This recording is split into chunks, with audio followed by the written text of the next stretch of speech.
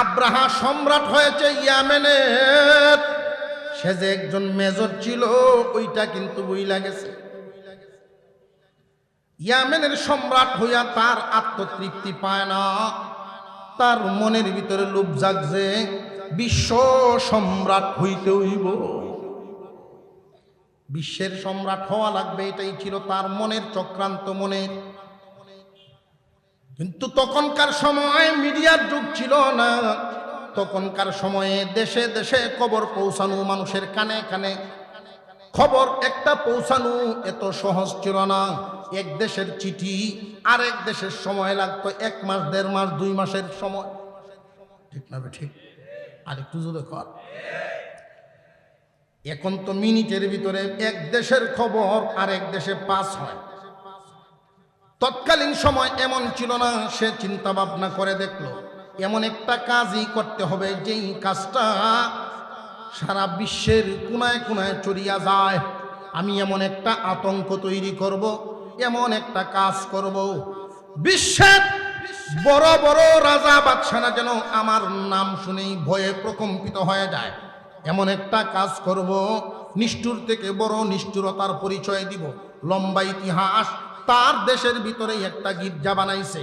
তার মনে মনে চিন্তা ভাবনা হলো তামাম পৃথিবীর মানুষ বছরে একবার হজ পালন করার জন্য মক্কা নগরীতে জমা হয়, এমন একটা ব্যাপার আমার দেশেও তৈরি করতে হবে। ইব্রাহিম আলাইহিস সালামের হাতে গড়া, ইব্রাহিম আলাইহিস সালাম ইসমাঈল আলাইহিস সালামের হাতে সংস্কারিত খানায়ে কাবার ঈদগাহ, ইব্রাহিম আলাইহিস সালামের মিল্লতের উপরে যারা আছে তারা গিয়ে হজ করুক। আমরা খ্রিস্টান ধর্মের মানুষ, আমরা আলাদা করে গির্জা বানায় ফেলবো। তার দেশের যেই বাজেট হয়, সারা দেশের রাষ্ট্রীয় বাজেটের 3 ভাগের 1 ভাগ খরচ করে বিশাল এক গির্জা বানাইছে। প্রথম পৃথিবীর বিভিন্ন দেশ থেকে বিভিন্ন ব্যক্তিরা আইসা দেখা গেছে, কিন্তু পরের বছর আর ওই গির্জায় মানুষ আসে না। জানিয়ে রাখবেন, আল্লাহর কুদরতি, আল্লাহর নিদর্শনই একটা, মানুষের তৈরি আরেকটা। মানুষের তৈরিটার প্রতি মানুষের আকর্ষণ কম, আর আল্লাহর নিদর্শনের প্রতি মানুষের আকর্ষণ দিন দিন কমে না, দিন দিন বাড়ে। বিসমিল্লাহির রহমানির রহিম। আলম তারা কাইফা ফাআলা রাব্বুকা বিআসহাবিল ফিল আলম ইয়াজআল কাইদাহুম ফি তাদলিল ওয়া আরসালা আলাইহিম তায়রান আবাবিল তারমিহিম বিহিজারাতিন মিন সিজ্জিল ফাজআলাহুম কাআসফিন মাকুল। সাদাকাল্লাহুল আযীম। وقال رسول الله صلى الله عليه وسلم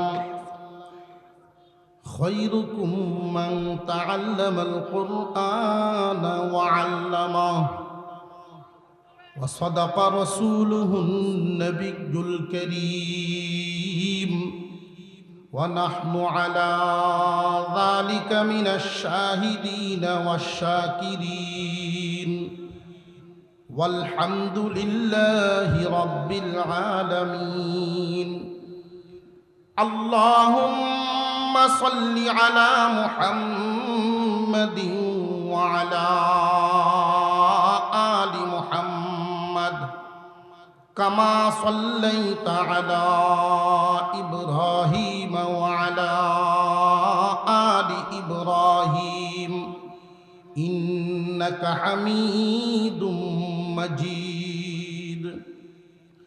اللهم بارك على محمد وعلى آل محمد كما باركت على إبراهيم وعلى آل إبراهيم ইন্নাকা হামিদুম মাজিদ।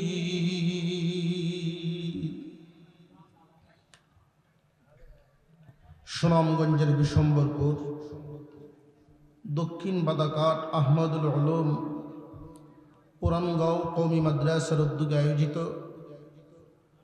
12তম বার্ষিক ওয়াজ মাহফিলের শ্রদ্ধাভাজন সভাপতি সাহেব,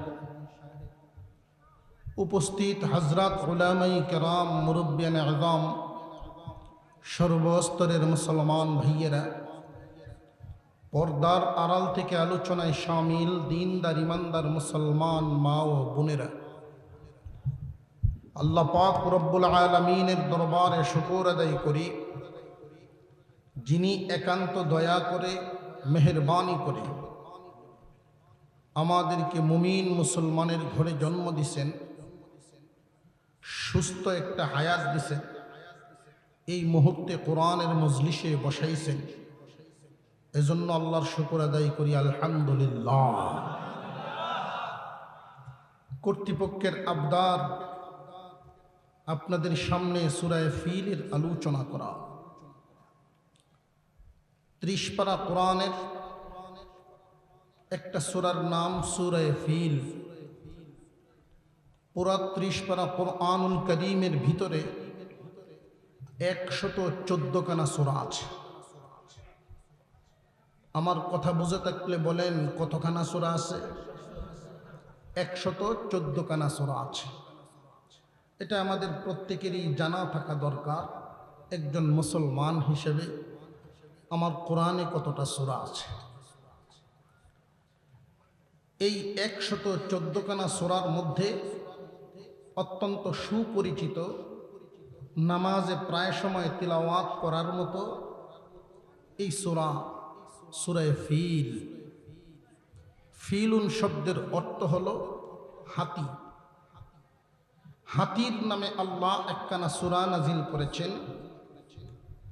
সূরাটা নাজিল করেছিলেন ইসলামের প্রাথমিক যুগে, যখন নাকি কালিমার দাওয়াতের মিশন চলছে। আস্তে আস্তে মুসলমানরা কালিমার ছায়াতলে আসতেছে। মানুষ দিন দিন কালিমা গ্রহণ করে মুসলমানদের দল বাড়তেছে। এরই সাথে আবার মুসলমানের উপরে আরবের ক্ষমতাধর ব্যক্তিরা তাদের ক্ষমতা প্রয়োগ করে ইসলামকে দাবিয়ে দেওয়ার জন্য সর্বোচ্চ চেষ্টা। এমন কোনো লাইন নাই, এমন কোনো লাইনের নির্যাতন নাই, এমন কোনো লাইনের বাধা নাই যে ইসলামকে থামানোর জন্য তারা চালায় নাই। আমার আপনার পয়গম্বর হুজুর সাল্লাল্লাহু আলাইহি ওয়াসাল্লাম এই পরিস্থিতিতে মানসিকভাবে ব্যথিত হলেন। মনের ভিতরে একটা চাপ, মনের ভিতরে একটা দুঃখ। ও আল্লাহ, কালিমার দাওয়াত শুরু করেছি, কিছু সংখ্যক মানুষ মুসলমান হচ্ছে। এই মুসলমানদের আদর্শ দেখে, মুসলমানদের নিয়ম নীতি দেখে অনেক মানুষ মানসিকভাবে প্রস্তুতিও নিতেছে মুসলমান হবে বলে। যেইভাবে নির্যাতন শুরু হয়েছে, যেইভাবে বাধা দেওয়া শুরু হচ্ছে, আমি এই কালিমার দল নিয়ে, আমি এই মুসলমানদেরকে নিয়ে সামনের দিকে কেমনে আগাবো? আল্লাহ, তুমি আমাদের উপরে সাহায্য করো। মানসিক শক্তি বাড়ানোর জন্য, আমার আপনার পয়গম্বরের মনের জোর বাড়ানোর জন্য, মুসলমানদের মনের শক্তি বাড়ানোর জন্য আল্লাহ ইসলামের প্রাথমিক যুগে এই সূরা ফিল, আলাম তারা সূরা কানা নাজিল করেছিলেন। এই সূরার যেই বিষয়বস্তুটা সূরা নাজিল করে আল্লাহ বুঝাইলেন, দোস্ত, চিন্তার কোনো কারণ নাই, ভাবনার কোনো কারণ নাই। আল্লাহ যদি সহায় হন, এই কালিমার মিশন আপনার পক্ষ থেকে শুরু হয় নাই, আমি আল্লাহর পক্ষ থেকে শুরু হয়েছে। আপনি তো জমিনে একা নন, আমি আল্লাহ আপনার সাথে আছি। আর আল্লাহ যদি সহায় হন, দুর্বল দলেরও বিজয় হয়। আর একটু জোরে কন। আল্লাহ যদি সহায় হন, দুর্বলেরও বিজয় হয়। এই সূরার একটা ফজিলত আপনাদেরকে শোনায়া দেই। কোন জালেম যদি কারোর উপরে জুলুম চালায়, অন্যায়ভাবে হঠাৎ একজনের উপরে গায়েবী মামলা দিয়া দিল, জুলুম নি না? জুলুম না? কোন ক্ষমতাধর শক্তিধর মানুষ অন্যায়ভাবে দুর্বলের উপরে অত্যাচার চালায়, এর বিচার জমিনে তার জন্য মিলে না। আমি একটা তদবির, আমি একটা সবক আপনাদেরকে দেই, মনে রাখবেন। নামাজ পড়বেন 5 ওয়াক্ত, 40 দিন পর্যন্ত এই আমলটা করবেন। দৈনিক 300 বার এই সূরা কানা তিলাওয়াত করবেন। আগে পিছে দুরুদ পড়বেন, বেজুর সংখ্যা 1 বার, 3 বার, 5 বার, 7 বার, 9 বার, 11 বার বেজুর সংখ্যা দুরুদ পড়বেন আগে এবং পিছে। দৈনিক 300 বার সূরা ফিল তেলাওয়াত করবেন। 40 দিন পর্যন্ত 5 ওয়াক্ত নামাজ। আর এই আমল যদি জারি রাখেন, জালিম আপনার কাছে পরাজিত হতে বাধ্য হবে। আল্লাহ পাক কুরআনুল কারীম তো আমাদেরকে দিয়েছেন নিয়ামত হিসেবে, তো আমরা কোরআন থেকে অনেক দূরে সরে গেছি। এই জন্য আমাদের হালত মাঝে মাঝে খুব বিপদের সম্মুখীন হয়। এর জন্য কি অন্য কেউ দায়ী না? আমরা নিজেরাই দায়ী।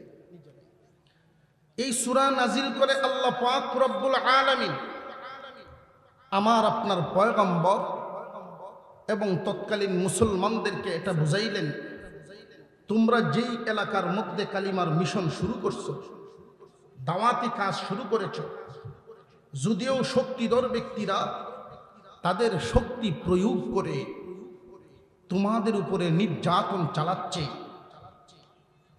একটু সবুরের সাথে মজবুতির সাথে সামনের দিকে অগ্রসর হও। ওরা তোমাদের কোনো ক্ষতি করতে পারবে না, তোমাদের মিশন থামাতেও পারবে না।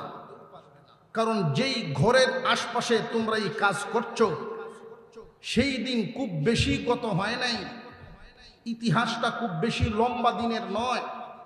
এই ঘরকেই আল্লাহ একদল শক্তিশালী একটা হাতি বাহিনীর হাত থেকে মহান আল্লাহ সাহায্য করে এই ঘর এবং এই মক্কা নগরীর আশপাশের এলাকাবাসীকে আল্লাহ বাঁচাইছিলেন। ইতিহাসটা খুব বেশি দিন আগের নয়, মানে এই হাতি বাহিনীর ঘটনাটা আল্লাহ পাক ঘটিয়েছেন কখন? আমরা সূরার ভিতরে গিয়ে ঢুকি, আস্তে আস্তে আলোচনা সামনে আসবে ইনশাআল্লাহ। আলম তারা কাইফা ফাআলা রাব্বুকা বিআসহাবিল ফিল আলম ইয়াজআল কাইদাহুম ফি তাদলিল ওয়া আরসালা আলাইহিম তায়রান আবাবিল তারমিহিম বিহিজারাতিন মিন সিজ্জিল ফাজআলাহুম কাআসফিন মাকুল। আল্লাহ বলেন, আলাম তারা, আপনি কি দেখেন নাই? কাইফা ফাআলা রাব্বুকা, কি রূপ আচরণ করেছেন আপনার রব। ও পয়গম্বর, আপনি কি দেখেন নাই কি ব্যবহার করেছিলেন আপনার রব? বিআসহাবিল ফিল, হস্তি বাহিনীর সাথে আপনার রব কি আচরণ করেছেন আপনি কি দেখেন নাই? আলম ইয়াজআল কাইদাহুম ফি তাদলিল, আপনার রব কি এদের চক্রান্ত নস্যাৎ করে দেন নাই? ও দোস্ত, আপনি কি দেখেন নাই আপনার রব হস্তি বাহিনীর সাথে কি আচরণ করেছেন এবং এদের চক্রান্ত কি তিনি নস্যাৎ করে দেন নাই? এই হস্তি বাহিনী বিশাল শক্তি নিয়ে তো এসেছিল। আমরা এখানে তাফসিরি আলোচনা করতে পারবো না, সময়ের অভাব। ঐতিহাসিক একটু আলোচনা করি। আলাম তারা কাইফা ফাআলা রাব্বুকা বিআসহাবিল ফিল, আপনি কি দেখেন নাই আপনার রব এই হাতি বাহিনীর সাথে কি করেছেন? এদের চক্রান্ত কি আল্লাহ নস্যাৎ করে দেন নাই? এইখানে আমাদের তিনটা প্রশ্ন আছে। এক নম্বর প্রশ্ন হলো এই হাতি বাহিনী কারা? দুই নম্বর প্রশ্ন হলো তারা এসেছিল কোথায় থেকে? তিন নম্বর প্রশ্ন হলো এদের চক্রান্তটা কি ছিল? খানায়ে কাবা ভাঙতে আসছিল এটা আমরা জানি। কাইদুন শব্দ দিয়া চক্রান্ত যেটা বোঝানো হয়, জেনে রাখবেন চক্রান্ত বলা হয় ওই বিষয়টাকে যার বিরুদ্ধে করা হচ্ছে সেটা সে জানে না। যার বিরুদ্ধে করা হচ্ছে এটা সে জানে না, তার অজানা একটা বিষয় আছে, এটারে বলে চক্রান্ত। হস্তি বাহিনী কারা ছিল, এসেছিল কোথায় থেকে, এদের চক্রান্তটা কি ছিল? এক নাম্বার হস্তি বাহিনী কারা ছিল, দুই নাম্বার এসেছিল কোথায় থেকে, তিন নাম্বার এদের চক্রান্তটা কি ছিল। সংক্ষিপ্ত কথা, হস্তি বাহিনী এসেছিল ইয়ামেন দেশ থেকে। কোন দেশ? আরো জোরে কর। ইয়ামেন দেশ থেকে। বাহিনীটা ছিল আব্রাহাতুল আশরাফ। ইয়ামেনের সম্রাট ছিল আব্রাহাতুল আশরাফ। এই আব্রাহা প্রথমে কোনো খারাপ মানুষ ছিল না, সে ঈসা আলাইহিস সালামের ধর্মের একজন অনুসারী। আমার আপনার পয়গম্বর দুনিয়াতে আসার আগে, আমার আপনার পয়গম্বরের নবুয়তি পাওয়ার আগে এই দুনিয়াব্যাপী কোন পয়গম্বরের দ্বীনই বৈধতা ছিল, কোন পয়গম্বরের দ্বীন ইসলাম ছিল, এটা আমাদের জানা থাকতে হবে। আমার আপনার পয়গম্বরের মিশন চালুর আগে, নবুয়তি পাওয়ার আগে ঈসা আলাইহিস সালামের ধর্মই সত্য ধর্ম ছিল। আব্রাহা ঈসা আলাইহিস সালামের ধর্মের একজন অনুসারী মুসলমান, কর্মরত ছিল হাবশার বাদশার আন্ডারে একজন আর্মির অফিসার। একজন মেজর ছিল। হাবশার বাদশার কাছে বিচার গেল ইয়ামেন দেশ থেকে। তৎকালীন সময়ের কওমে আমালেকার সর্বশেষ বাদশা যে ছিল ইউসুফ জুনওয়াস। ঈসা আলাইহিস সালামের অনুসারী মুসলমান যারা এদের উপরে নির্যাতন চালাতো, এই ইউসুফ জুনওয়াস নিজেকে ক্ষুধা দাবি করত, নিজেকেই আল্লাহ দাবি করত। নাউযুবিল্লাহ। নিজের মূর্তি দিয়ে সারা দেশ বিভিন্ন জায়গায় জায়গায় ভরে ফেলেছিল। নিজের কথার উপরে কেউ কথা বলার কোনো ক্ষমতা নাই। নিজের মতাদর্শের উপরে অন্য কোনো মতাদর্শ সে তার দেশে চলতে দিবে না। কিন্তু ঈসা নবীর উম্মত ছিলেন যারা, তারা তো তারে ক্ষুধা মানে না। এই কারণে ঈসা নবীর ধর্মের অনুসারী মুসলমানদের উপরে বিভিন্ন রকমের নির্যাতন চালাতো। একদিনের বিশাল এক নির্যাতন, রাস্তার দুই পাশে বড় বড় গর্ত করে আগুন দিয়া বর্ষে, আগুনের লাকড়ি, দাউ দাউ করা আগুন। এই আগুনের মধ্যে মানুষকে জ্বালায় জ্বালায় মারা শুরু করলো।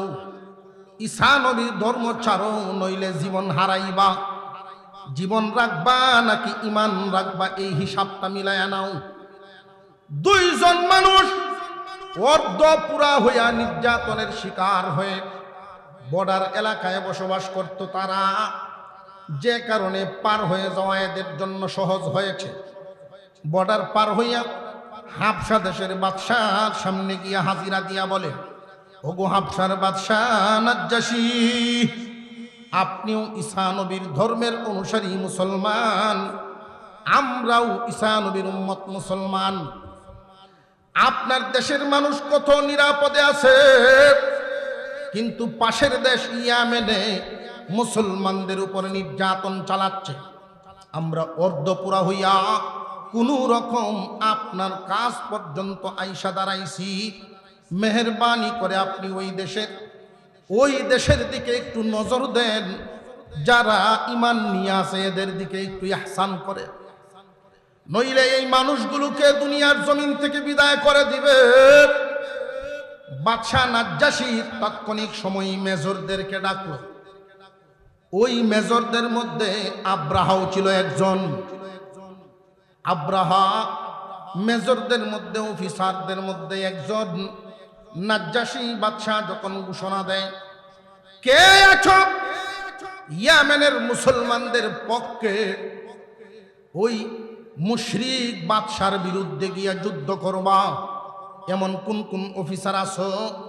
দুইজন দাঁড়াইছে, একজনের নাম আব্রাহা, আরেকজনের নাম ছিল আরবাত।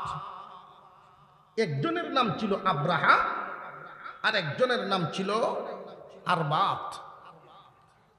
এই দুইজনের আন্ডারে বিশাল একটা সৈন্যবাহিনী দিয়া, সৈনিক বাহিনী সাজাইয়া দুইজনের নেতৃত্বে বাহিনী পাঠাইয়া দিল ইয়ামেনের উদ্দেশ্যে। এই যে বাহিনীটা গেল যুদ্ধ করার জন্য, তারা মুসলমানদের পক্ষে যুদ্ধ করবে। দলটা কি বেঠিক না সঠিক? আরো জোরে কোন। সঠিক দলের উপরে আল্লাহর রহমত আছে না না? আল্লাহ পাকের সাহায্যে বেশি সময় লাগে নাই, মাত্র 2 সপ্তাহের ব্যবধানে পুরা দেশ মুসলমানদের দখলে চলে আসছে। মুশরিক বাদশাহ ক্ষমতা, মুশরিক বাদশার সৈন্যবাহিনী, কেউ দেশ ছেড়ে পলায়ন করেছে, কেউ আত্মসমর্পণ করেছে, কেউ কচু কাটা হয়ে দুনিয়া থেকে বিদায়ী হয়েছে। বাদশার অবস্থা হলো, কোন বর্ণনায় পাওয়া যায় মুসলমান সৈনিকেরা তাকে গ্রেপ্তার করে নিয়া পাহাড়ের উপরে উঠাইছে। উঠাইয়া বলে, তুই নাকি খুদা, তুই তো নিজেরে খুদা দাবি করস, তাহলে তুই নিজেরে বাঁচা। ওই পাহাড় থেকে ধাক্কা দিয়ে যখন ফেলে দেয়, নিচে পড়ে দুনিয়ার থেকে বিদায় হয়, জাহান্নামী হয়ে যায়। এখন বুঝেন বিষয়টা, ইয়ামেন দেশ মুসলমানদের দখলে চলে আসছে। আব্রাহা এবং আরবাত মেজর কিন্তু একজন না, মেজর হইলেন 2 জন। এই 2 জনের ভিতরে এখন ধাক্কাধাক্কি শুরু হয়েছে। মসনদ নিয়া কে ইয়ামেনের সম্রাট কে হবে? নাজ্জাশীর কাছে চিঠি পাঠাইছে নাজ্জাশী, ইয়ামেন দেশ মুসলমানদের দখলে চলে আসছে, এখন দেশ যে চালাইবে, পরিচালনা কেমনে করব আমরা? চিঠির উত্তরে উনি পাঠাইছেন, একজন সম্রাটের আসনে বসো, আর একজন তার আন্ডারে থাকো। একজন হবে সম্রাট, আর একজন হবে সেনা প্রধান। 2 জনে মিলে দেশটা সুন্দরভাবে চালাও।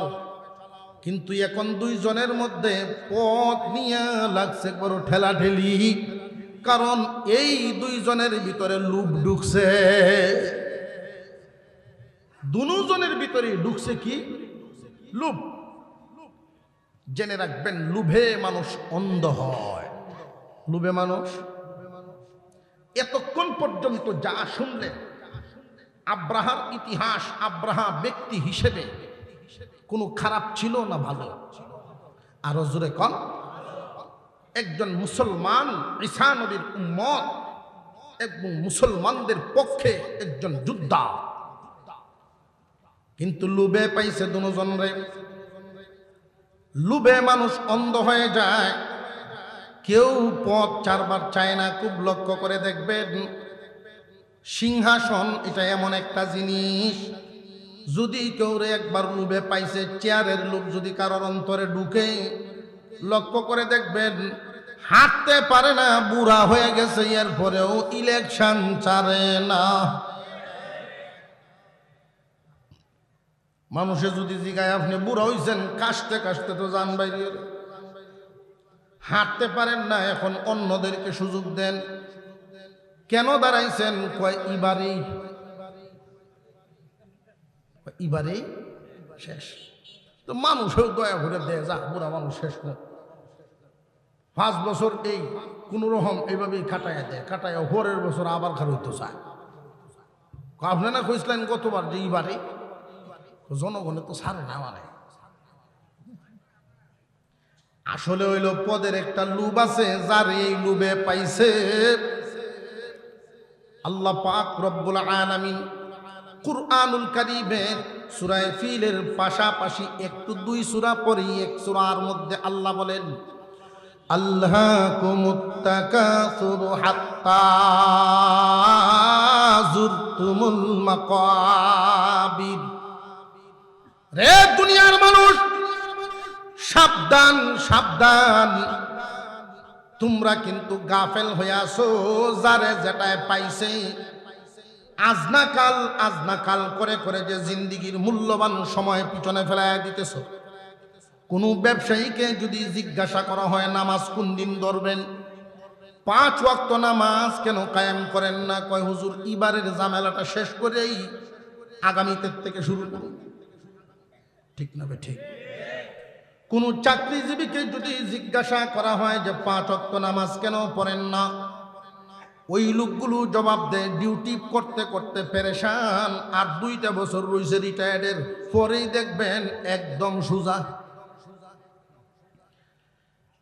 একজন গৃহস্থ মানুষের একই জবাব, আর কয়েকদিন প্রত্যেকটা মানুষের মুখ থেকে দেখবেন যারা আমলদার হয় না অজুহাত দেয়, আর কয়েকদিন আর কয়েকদিন আর কয়েকদিন। জানিয়ে রাখবেন যারে যেটায় পাইছে, কেউ রে পাইছে ব্যবসায়, কেউ রে পাইছে গৃহস্থে, কেউ রে পাইছে চাকরিয়ে, কেউ রে পাইছে রাজনীতিতে, যারে যেটায় পাইছে আল্লাহ পাক রব্বুল আলামিন বলেন এই মুহূর্তেই যদি তুমি তোমার নিজেকে পরিবর্তন না করো, তোমারে যেটাই পাইছে জানিয়ে রাখবা ওইটাই তোমারে কবরের সাথে মিশাইয়া দিব। কিসের সাথে মিশাইবে? কবরের সাথে মিশাইয়া দিবে। ভাই, আমরা যারা দাঁড়িয়ে আছি পিছন দিয়ে গিয়া ওই যে জায়গার ব্যবস্থা হয়েছে আমরা একটু বসে পড়ি, কারণ কোরআনের মজলিস দাঁড়ায় থেকে দেখাটা এটা সুন্দর শোভা পায় না। প্যান্ডেলটা আসলে আপনাদের আরেকটু বড় প্রয়োজন ছিল, যদিও আপনাদের একটু কষ্ট হচ্ছে, ধৈর্য ধরে বসেন। পিছন দিয়ে ওই দিক দিয়ে একটু জায়গা করা হয়েছে, আপনারা ওই দিক দিয়ে বসেন। মাঝখানের যে ফাঁকা জায়গা আছে এগুলো ফাঁকা রাখবেন না, বন্ধ করে। দুনিয়ার জমিন থেকে প্রত্যেকটা মানুষই বিদায় নিবে, জানিয়ে রাখবেন আজনাকাল করতে করতে অনেক মানুষ ব্যবসা করতে করতে দুনিয়া থেকে বিদায়, আজনাকাল করতে করতে চাকরি করতে করতেই বিদায়। যারে যেটায় পাইছে ওইটাই তারে কবরের সাথে মিশাইয়া দেয়।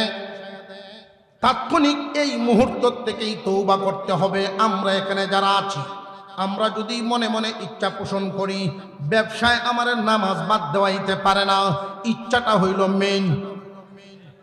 ইচ্ছা শক্তি এমন এক জিনিস, মাঝে মাঝে কিছু মানুষের দৃশ্য দেখা যায়, মন ভরে যায় এদেরকে দেখলে। প্রচন্ড রোদের মধ্যে ধান কাটতেছে, বৈশাখ মাসের সময়, জিহ্বাটা বেরিয়ে যায়, এরপরে আল্লাহর বান্দা আল্লাহর হুকুম রোজাখানা ছাড়ে না। আল্লাহ পাকের এমন বান্দা আছে ব্যান গাড়ি চালাইতেছেন, অনেক মালামাল নিয়ে গাড়িটা হেডেল মারতে মারতে তার বড় কঠিন হয়। এই মানুষগুলো যখন আজান হয় পাশেই দাঁড় করায়, গাড়িটারে দাঁড় করায় ওযু করে গামছাটা রাস্তার সাথে বিছায়া দিয়ে আল্লাহর কুদরতি পায়ের সামনে দাঁড়ায়। এতে বোঝা গেল গৃহস্থী একটা অজুহাত, কর্ম একটা অজুহাত। মনরে বুঝাও বান্দা, যদি মনরে তুমি না বুঝাও এই অজুহাতে তোমারে কবরের সাথে লাগায়া দিব, হেদায়েত নসিব হইবে না।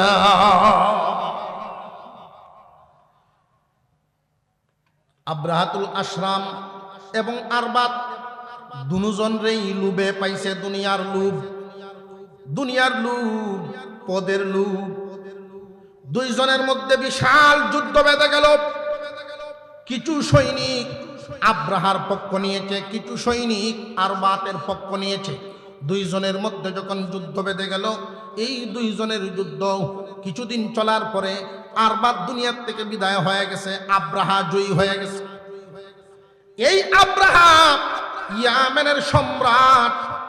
ইয়ামেনের সম্রাট হওয়ার পরে তার মন মানসিকতা আস্তে আস্তে পরিবর্তন হওয়া শুরু হয়েছে। কারণ মানুষের অবস্থাটা দেখবেন, মানুষের খাসলত হলো এমন, যখন হালত খারাপ থাকে তখন আল্লাহরে ডাকে, হালত যখন ভালো হয়ে যায় আল্লাহ ভুলে যায়। এমন মানুষ আছে না নাই? হাওরে কাজ করে, কই কাম করে? আউর দুপুরের বার বাড়িতে আইসা খাওয়ার মতো সময় নাই, সাথে লয়ে যায়।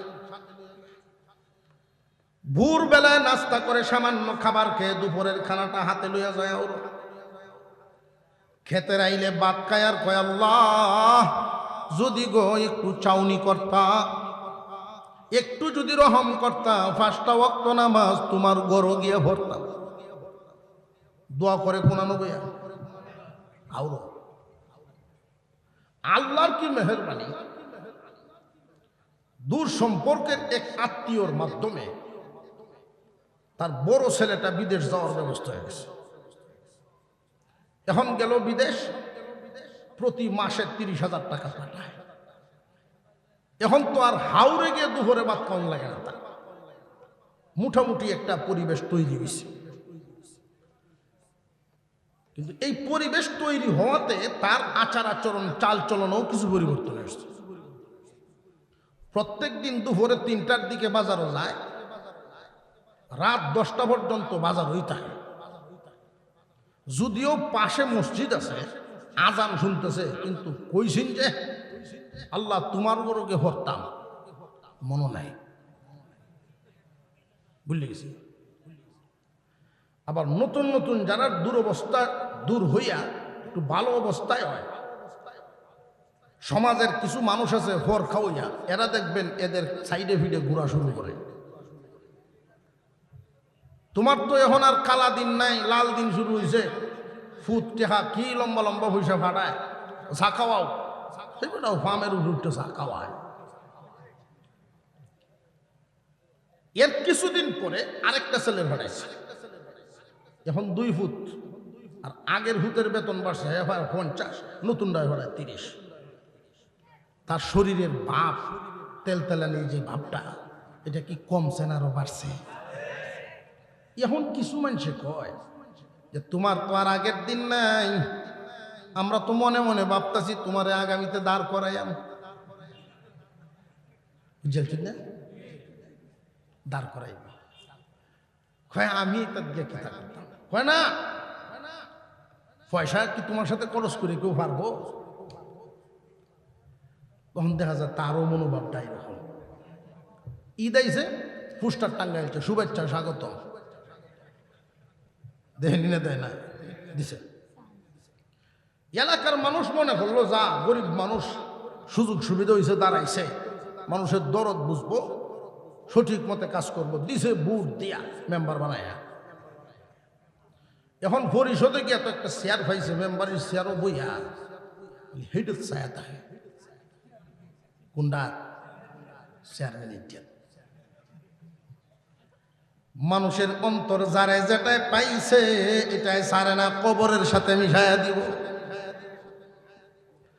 আব্রাহা সম্রাট হয়েছে ইয়ামেনের, সে যে একজন মেজর ছিল ওইটা কিন্তু বইলা গেছে। ইয়ামেনের সম্রাট হইয়া তার আত্মতৃপ্তি পায় না, তার মনের ভিতরে লোভ জাগছে বিশ্ব সম্রাট হইতে হইব, বিশ্বের সম্রাট হওয়া লাগবে, এটাই ছিল তার মনের চক্রান্ত মনের। কিন্তু তখনকার সময় মিডিয়ার যুগ ছিল না, তখনকার সময়ে দেশে দেশে খবর পৌঁছানো, মানুষের কানে কানে খবর একটা পৌঁছানো এত সহজ ছিল না। এক দেশের চিঠি আরেক দেশের সময় লাগতো 1 মাস 1.5 মাস 2 মাসের সময়, ঠিক না ঠিক? আরেকটু জোরে কর। এখন তো মিনিটের ভিতরে এক দেশের খবর আরেক দেশে পাস হয়। তৎকালীন সময় এমন ছিল না। সে চিন্তা ভাবনা করে দেখলো এমন একটা কাজই করতে হবে যেই কাজটা সারা বিশ্বের কোনায় কোনায় ছড়িয়ে যায়।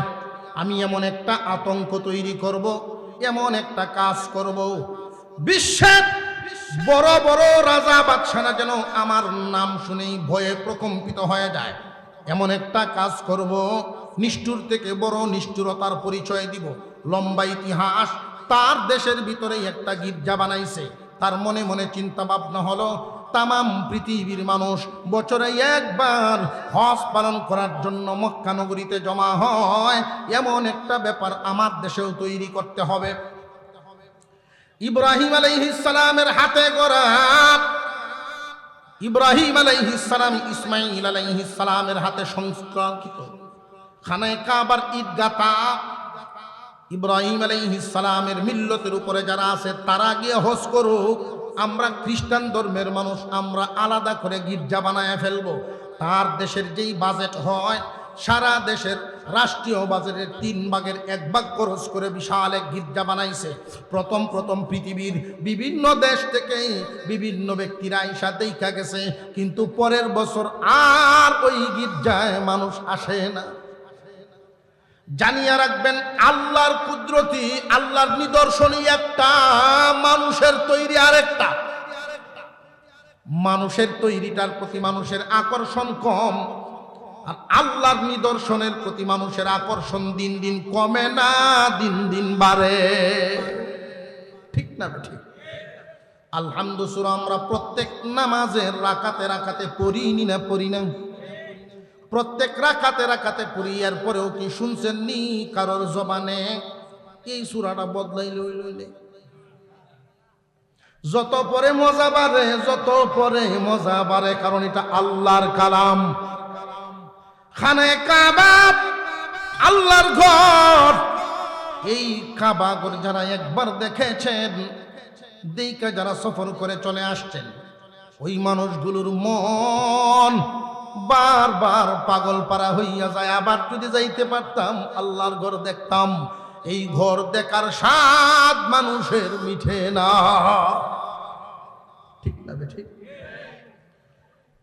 কিন্তু আমরা দেশের মধ্যে সবচাইতে বড় একটা ব্রিজ পদ্মা সেতু। এই পদ্মা সেতু বানানোর পরে মানুষ গিয়া দেখবার জন্য গেছেনি না গেছে? আরো জোরে কা।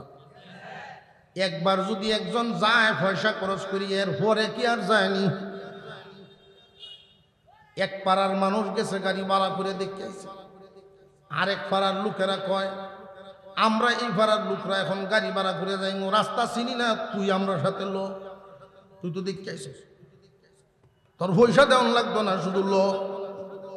হয় না আমার মাপ কর, আমার মাথা ঘুরে বমিও যাইতো চায় না, ঠিক না বে ঠিক? আল্লাহর কুদরত আর মানুষের বানানো কি এক না বেশ কম? গির্জার দিকে এখন মানুষ আর যায় না, পৃথিবীর মানুষ আর জমা হয় না। আব্রাহার অন্তরে তো আগুন দাউ দাউ করে জ্বলা শুরু হয়েছে। লুবে সে অন্ধ হয়ে গেছে। লুবে মানুষ যখন অন্ধ হয়, লক্ষ্য করে দেখবেন, মানুষ যখন অন্ধ হয়ে যায় তখন আর কোনো কিছুই সে দেখে না। মানুষ যখন লুবের কারণে অন্ধ হয়, মসজিদের টাকা খায়, চোখে দেখে না। গুরুস্থানের বাজেট খায়, চোখে দেখে না। ঈমান আমল বরবাদ করে ফেলে, লক্ষ্যই থাকে না। মানুষ যখন লুবে পড়ে যায়, লুবে মানুষ অন্ধ হইলে খুব ভালো করে বুঝবেন। আমি একজন মূর্খ মানুষের কথা থেকে এই কথাটা নিয়েছিলাম। যদিও উনি নাম লিখতে পারতেন না, কিন্তু 10 গ্রামের মাতাব্বরি করতেন। উনি বলতেন প্রায় সময় একটা কথা, লুবের সাথে আকলে পারে না। ছোটবেলা শুনছিলাম লুবের সাথে আকলে পারে না।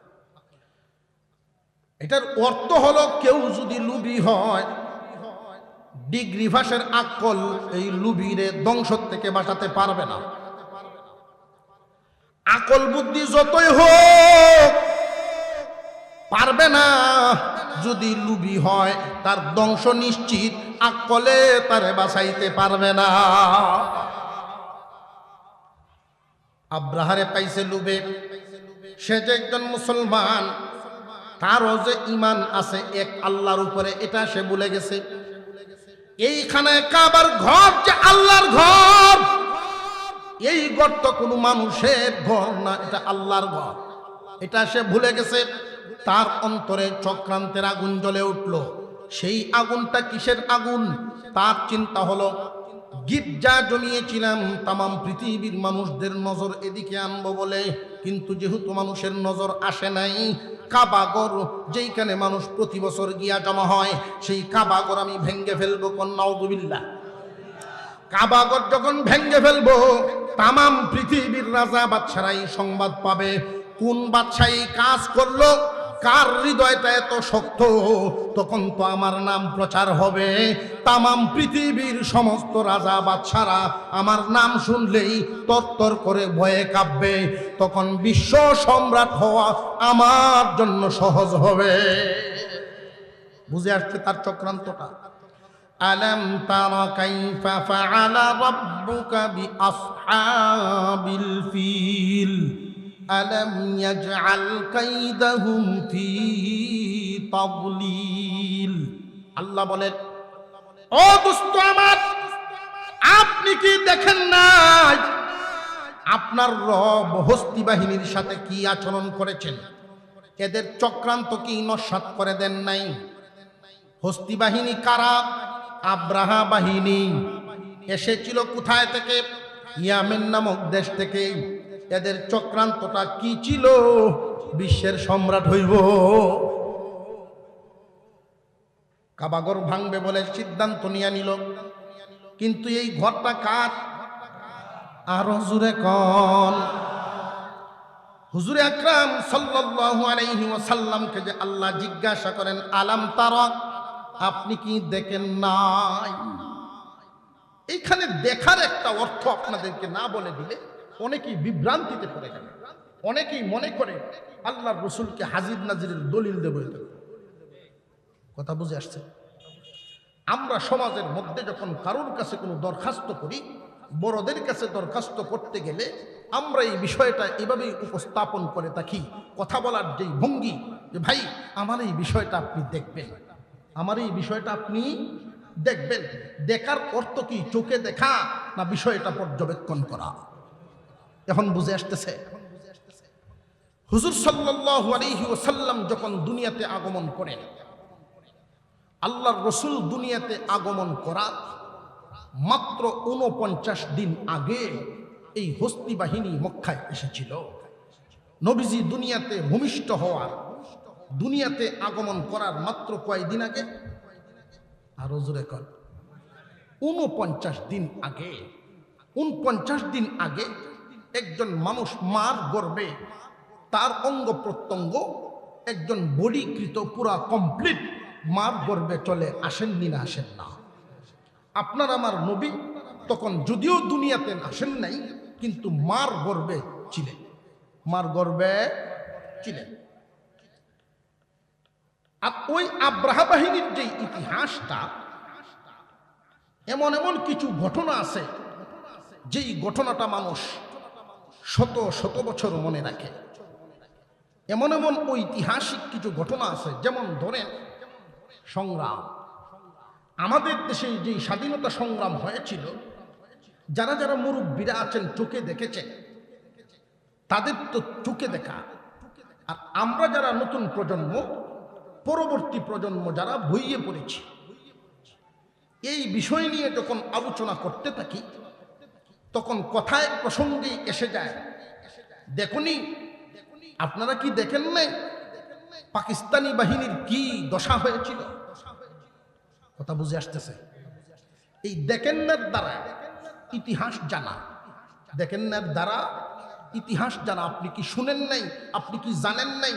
তখনকার সময়ের ঘটনাগুলো আল্লাহর রসুল যখন কালিমার দাওয়াত দেন, ওই সময়ও মক্কার অনেকের ঘরে ঘরে আব্রাহা বাহিনীর উপরে যে নিক্ষিপ্ত হয়েছিল যেই পাথরগুলো, ওই পাথরগুলো তখন মক্কার মানুষেরা কুড়ায়া কুড়ায়া নিয়ে অনেকেই বোতলের ভিতরে সংরক্ষণ করে রেখেছিল। এই পাথরগুলো 50 বছর পরেও যেই ব্যক্তি দুনিয়াতে এসেছে সেও আইসা ছোটবেলায় দেখতে পাইছে, 100 বছর পরের মানুষটাও এই পাথরগুলো দেখতে পাইছে। আল্লাহর পক্ষ থেকে পাঠাইছিল হস্তি বাহিনীকে ধ্বংস করার জন্য। এই পাথরগুলো সংরক্ষণ করে মক্কার মানুষ রাখছে। আল্লাহ যে বলেন আপনি কি দেখেন নাই, দেখেন না দ্বারা ঘটনা নয়, আলামত বুঝাইছেন। আলম তারা কাইফা ফাআলা রাব্বুকা বিআসহাবিল ফিল। ও দোস্ত আমার, আপনি কি দেখেন নাই হস্তি বাহিনীর সাথে কি রূপ আচরণ করা হয়েছে? এই হস্তি বাহিনী বিশাল এক হাতির বাহিনী। হাতির সংখ্যা এখানে উল্লেখ না করলাম, তবে একটা অনুমান করে নেন, আমাদের দেশের সরকার যদি ইচ্ছা করেন 1 লক্ষ গরু জমা করা কি কঠিন হবে না সহজ? কারণ আমাদের অনেকের ঘরে ঘরে গরু লালন পালন করা হয়। তৎকালীন জামানায় ইয়ামেন দেশের মানুষ প্রায় বাড়ি বাড়িতে হাতি লালন পালন করত। বাদশার জন্য হাতি সংগ্রহ করা তৎকালীন জামানায় এত কঠিন বিষয় ছিল না। আব্রাহা ঘোষণা দিল মক্কা নগরীতে হামলা করবে, কাবা ঘর ভেঙে ফেলবে। বাদশা নাজ্জাশী এই সংবাদ পায়া 8টা বড় বড় হাতি পাঠাইছে। 8টা, কয়টা? আরো জোরে কর। এই 8টা হাতি পাঠাইছে, যাও এই 8টা হাতি নিয়ে যুদ্ধের ময়দানে যাইবা। পিছনে তো হস্তি বাহিনী আছে, 8টা হাতি থাকবে তোমার সামনের বাহিনীতেই।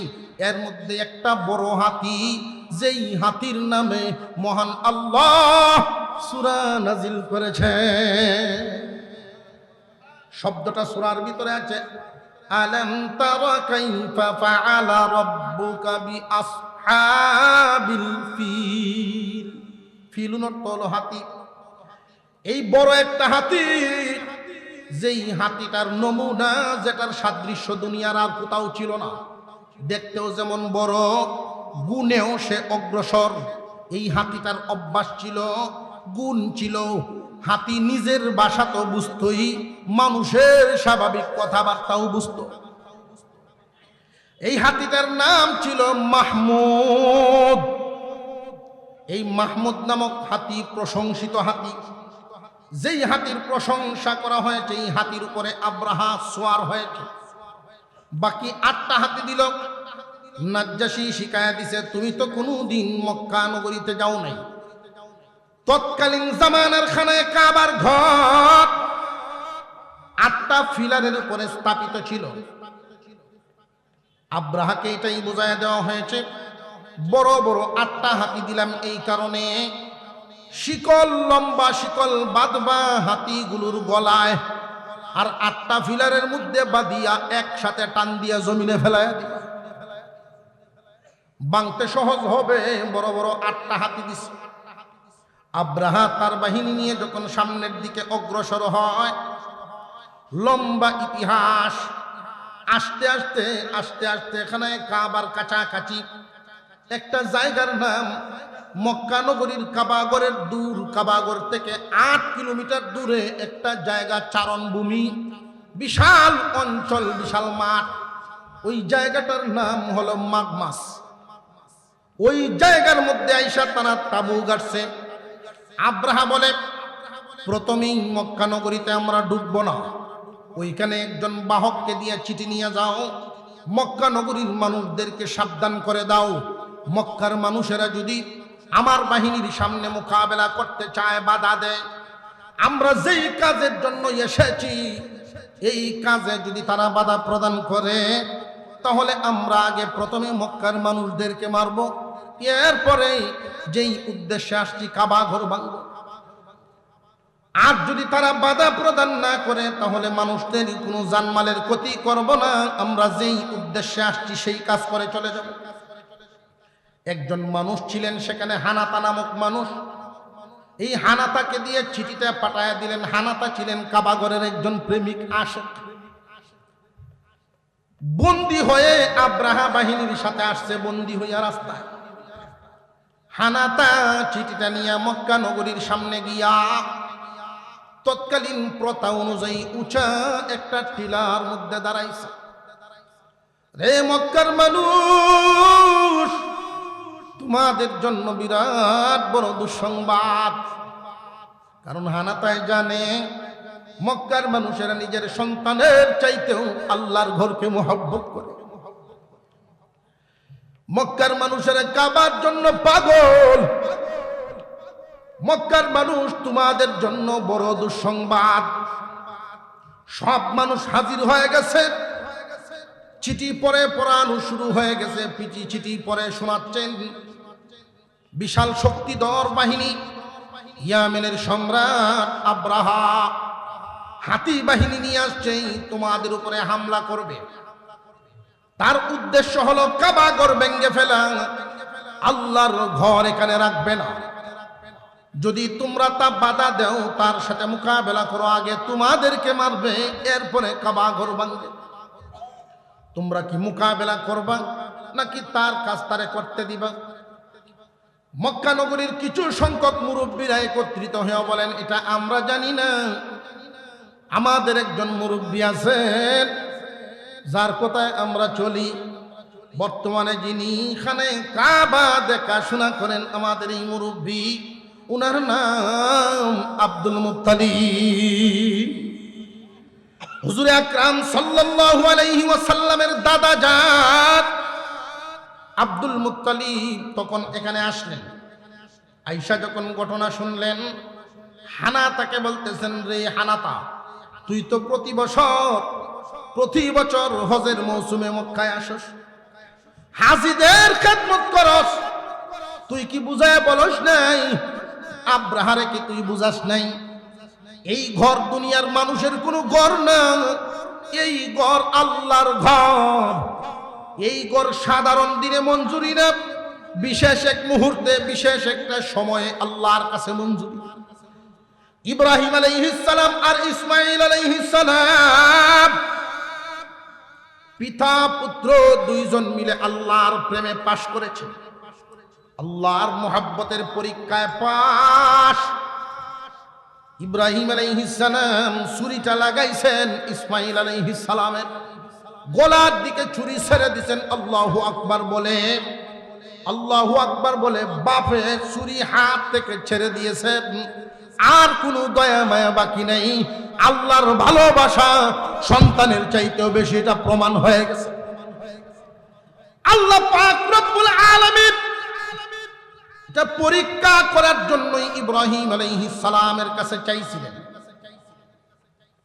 যেই মাত্র ছুরিটা উনি ছেড়ে দিলেন, আল্লাহু আকবার বলে তামাম পৃথিবীর সমস্ত ফেরেশতারা একসাথে চিৎকার দিয়ে উঠেছিল, আল্লাহ, ইসমাইলের গলা কাটতে হবে না, বুঝে ফেলেছি তারা যে আশরাফুল মাখলুকাত কেমনে হইল, মানব জাতি যে শ্রেষ্ঠ জাতি, ফেরেশতার চাইতেও যে মানুষের দাম আপনি কেন বাড়াইছেন, এটা বুঝাইবার জন্য বুঝি আজকের এই ঘটনা ঘটাইছেন। আমরা বুঝে ফেলেছি, মানুষেরা প্রমাণ করেছে নিজের সন্তানকেও মুহাব্বত আল্লাহর চাইতে বেশি না, আল্লাহর মুহাব্বত বেশি, এটা প্রমাণ করে ফেলছে। আমরা বুঝে ফেলেছি, স্বীকার করে নিয়েছি, তারাই শ্রেষ্ঠ মর্যাদার অধিকারী, আমাদের চাইতে মানুষ দামি, স্বীকার করে নিয়েছি। আল্লাহ ইসমাঈলের গলাটা কাটায়েন নাও, আল্লাহ কাটান নাই। লম্বা ইতিহাস। পিতা এবং পুত্র একসাথে দাঁড়াইছেন, পিতার হাতে ছুরির দাগ, পুত্রের হাতে ধুলাবালির দাগ, পুত্রের গায়ে ধুলাবালি, পিতার হাতে ছুরি ধরার দাগ। এমত অবস্থায় আল্লাহ বলেন, দোস্ত খলিল, আমি আল্লাহ খুশি হয়ে গেছি, আপনি পরীক্ষায় পাস। এই মুহূর্তে আপনি যা চাইবেন আমি আল্লাহ তাই দিব। আল্লাহু আকবার বলেন, আল্লাহু আকবার বলেন, আরো জোরে জবান খুলে বলেন আল্লাহু আকবার। আল্লাহ পাক রব্বুল আলামিন বলেন, যা চাইবেন আমি আল্লাহ তাই দিব। ইব্রাহিম আলাইহিস সালাম বলেন, আল্লাহ, যা চাইব তাই দিবেন। এমন একটা বস্তু চাইব যেটা আপনার কাছে একটাই আছে, মুহাম্মাদুর রাসূলুল্লাহ, শ্রেষ্ঠ নবী এবং শেষ নবী আমার ইসমাইলের বংশধরের মধ্যে দিবেন। আমার এই ইসমাইলের বংশের মধ্যে শেষ নবীকে দান করবেন, এটা একটা বস্তু চাইলাম। 2 নাম্বার, এই বংশধরেরা যেন আপনার গোলামি করবার পারে একটা ঘর বানাইবার অনুমতি দিবেন। মঞ্জুর হয়েছে 2 বস্তু। একদিনে খানায় কাবা, হেড মেস্তুরির নাম ইব্রাহিম আলাইহিস সালাম, যুগালুর নাম ইসমাইল আলাইহিস সালাম। কাবাগর দুজনে বানাইছিলেন। ওই কাবাগর বাংতে আসছে, মঞ্জুর হয়েছিল মুহাম্মাদুর রাসূলুল্লাহ। উনি কোথায় আছেন? মার ঘরে। আব্দুল মুত্তালিব আব্রাহাকে বুঝাইলো, আব্রাহা বুঝে নাই। আব্দুল মুত্তালিব শুধু এই কথা জানায় দিলেন, কাবাগর কিন্তু আল্লাহর ঘর, আমার মালপত্র দিয়ে দাও। চারণভূমিতে অনেক ছাগল বকরি বেড়া উট ঘোড়া ছিল, এগুলো নিয়ে আসছে। আল্লাহর ঘর, হস্তি বাহিনীর সাথে যুদ্ধ করার ক্ষমতা আমাদের নাই, এই জন্য আমরা যুদ্ধ করলাম না। আল্লাহর ঘর যদি হইয়া থাকে আল্লাহ হেফাজত করবেন, আমাদের ক্ষমতা নাই, আল্লাহর উপরে ছেড়ে দিলাম। যদি আমরা যুদ্ধ করি, নারী শিশু বৃদ্ধ সহ কেউ বাঁচবে না, সব মারা যাবে। এজন্য এখানে একটা উসুল হলো, মুসলমানদের সংখ্যা এখন তামাম দুনিয়ায় বেশি। বাবরি মসজিদ ভাঙলো, আল্লাহর ঘর ভাঙছে, তাহলে আল্লাহর সাহায্য আমরা কেন পেলাম না? আল্লাহর সাহায্য না পাওয়ার কারণ হলো, এখনকার সময়ে মুসলমানদের সংখ্যা কি আগের মতো না অনেক বেশি? মুসলমানদের ক্ষমতা যখন আছে যুদ্ধ করার, হকের পক্ষে লড়ার, হকের পক্ষে লড়ার, যুদ্ধ করার ক্ষমতা যেহেতু মুসলমানদের আছে, মুসলমানরা যখন নিজেদের ক্ষমতাটা ব্যয় করবে, এরপরে আল্লাহর সাহায্য আসবে। শুধু ঘরে বসে দোয়া করলে হবে। আব্রাহা আসতেছে হস্তি বাহিনী নিয়ে, বিশাল বাহিনী। আল্লাহ পাক রব্বুল আলামিন এই মুহূর্তে ঘটনা ঘটায়া দিলেন, ওয়া আরসালা আলাইহিম তাইরান আবাবিল, পাখি বাহিনী পাঠাইলেন। প্রত্যেকটা পাখির সাথে 3টা করে পাথর, একটা টুটে, 2টা 2 পায়ের পাঞ্জায়। পাথরগুলোর অবস্থা মুসুরির ডাইলের চেয়ে একটু বড়, ইটের শুকরির মতো কোনা কুন্নে কাটা কাটা পাথর। এই পাথরগুলো যখন ছাড়ে এদের উপরে, পাথরটা যার গায়ে পড়ে রক্তের বাঁশ পাইলেই দৌড় মারে ভিতরে। এত শক্তি এই পাথরের গায়ে, মানুষের ভিতরে ডুইকা পাথর থেমে থাকে না, দৌড় দিয়ে একবারে পায়ের পাতা, ওইখান থেকে উঠে আবার মাথা, সারা শরীর দৌড়াইয়া ভিতরে। অবস্থা এমন করেছে,